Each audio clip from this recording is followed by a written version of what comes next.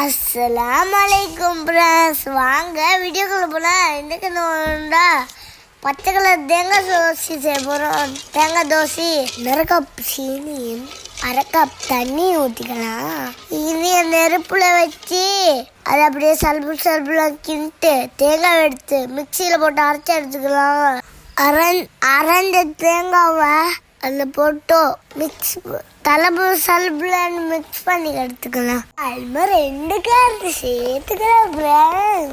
சல்புல கிண்டிக்கலாம். அதுக்கும் கொதிக்க விடாம சல்லபுல பெராட்டிக்கலாம்.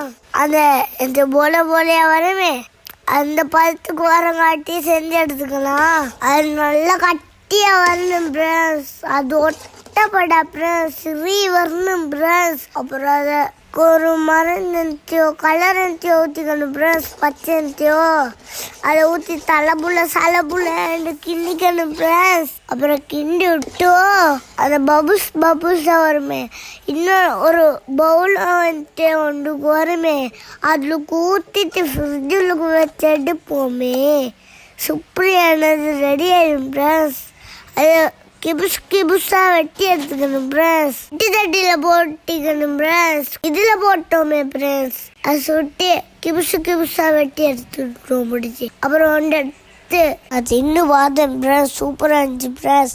இதை செஞ்சு ட்ரை பண்ணி பாருங்க ஃப்ரெண்ட்ஸ். நான் இன்னொரு கவுடமேனிங்க.